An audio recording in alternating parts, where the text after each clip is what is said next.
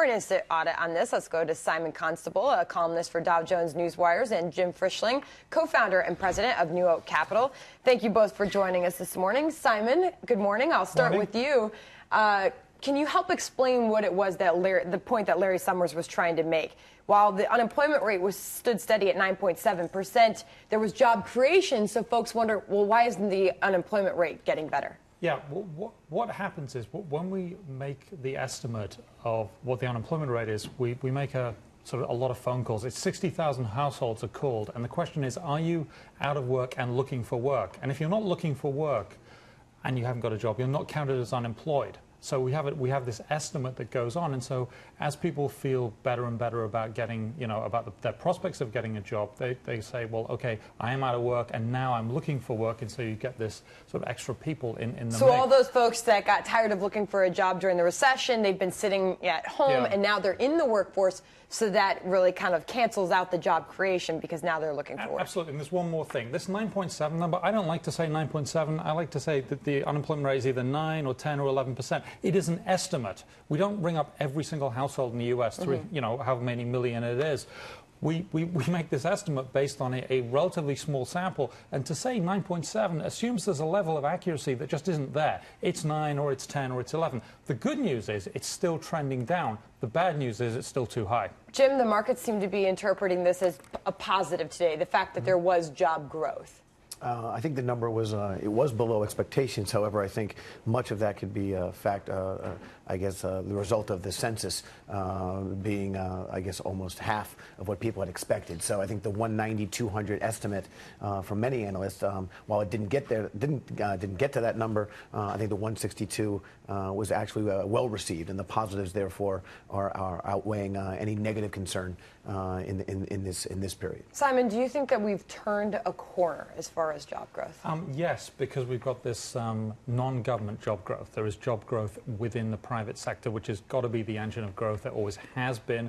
We saw in the last 3 months, we've seen upticks in the employment index within two key metrics, and they're the Institute for Supply Management's manufacturing and non-manufacturing indices. We've seen employment things ticking up there. We see it actually showing up in the payroll figures now. I think it's going to continue.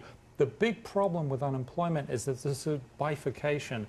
There is, on the one hand, a lot of people who've been unemployed a very long time, the so-called long-term unemployed, and that group isn't really shifting. It's staying the same, and that could become a problem as people's job skills atrophy. What we really need is some way of getting folks from the old professions they had that they were laid off from into new professions that they have, which might be different, and that retraining is important. Kind of strangely, people who've been unemployed less than 5 weeks, the percentage unemployment rate there is tiny. It's like less than 2%. So people with skills are getting laid off and then getting hired really, really quickly. And we have societal issues if we have a massive group of long-term unemployed people. We'll have many, many social issues. But that being said, Jim, Simon says that we have turned a corner. The trend is up as far as job growth is concerned. Does that mean that the stock market rally we've seen of late continues? Or may it run out of steam? We're still cautiously optimistic on stocks, and we do think the job market has turned. The housing market is still a very difficult place, and therefore we're actually watching the consumer, because those are the three big factors that we feel are going to drive the stock market potentially higher. So if unemployment, or rather if job growth from the private sector is starting to pick up, which we think it will, if that gives the consumer some confidence to start spending money, which we think it will, hopefully that at least balances out a little bit a very, very and continuing weak housing market. All right. In short term, do we see a pop in the markets today, do you believe? I think the market will continue to grind higher on back of also Asia taking this number enthusiastically, but we don't think it's going to run away any further. All right, Jim, Simon, thank you very much for that. Well, for an instant audit on this, let's bring back Simon Constable of Dow Jones Newswires and Jim Frischling from NewOak Capital. Guys, the truth is, of course, with China, there may be lots of tub thumping, but the truth is we need them and they need us. So consequently, lots of hot air and not much being done about it. Jim, what do you reckon? Well, I guess I would say diplomacy and negotiations, in a very diplomatic way, I'd like to say, I think is the right course of action. Nobody wants to be told what to do, especially when you're dealing with, again, the likes of the U.S. government or the Chinese government for that matter. So I think the market believes the currency is undervalued. The forwards last week, I think, reached a 3-month high, suggesting that there will be the currency will appreciate. And I think Treasury Secretary Geithner is hoping that through negotiations and giving the Chinese time to work this thing out, that will be the case. And Jim, you back that up by the sound of it. Simon, is it wait and see, or should we turn up the heat a bit? We probably should turn up the heat, but what we've got to remember is the historical perspective of this. Every country that industrialized and developed, with the exception of one, used some way of undercutting the competition. The one exception is my home country and your home country, Britain, because Britain industrialized first, but America undercut Britain by stealing trade secrets. Japan undercut the U.S., South Korea undercut Japan, and China's undercutting everybody. And they're using currency this time as their method of doing that in large part. So it shouldn't be surprising that this is what is happening. It is the standard route to get to industrial growth. Maybe the time has come for them to stop. You know, I think they probably should stop and sort of play fair, but it's not unusual in the historical context.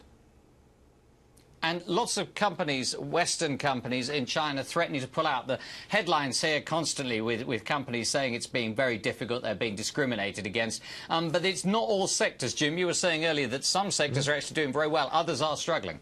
That's right. I think in the technology sector, you're clearly seeing, and Google and GoDaddy were great examples of companies that pulled out, saying it's just too difficult to do business there. And then, as I mentioned earlier, and you had Pepsi saying that things, I don't want to put words in their mouth, but I understand they feel things have never been better.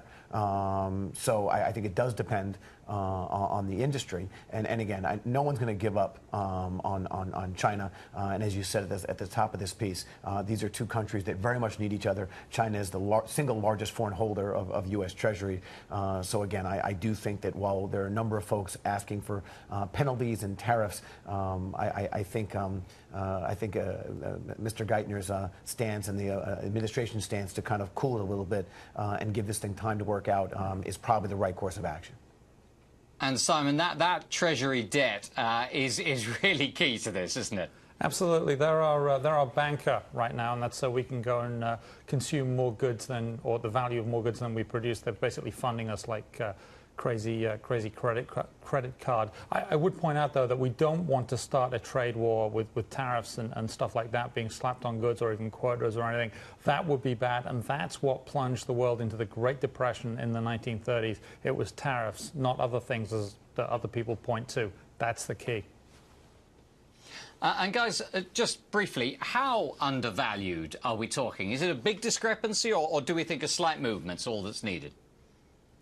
I'm going to go with a slight to modest movement. I don't think it's, and again, the forward suggests that there's going to be a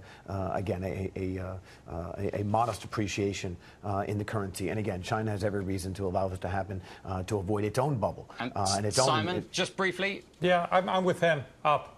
You know, up modestly. That'll be good. All right, guys. Thanks very much indeed for that. We do, of course.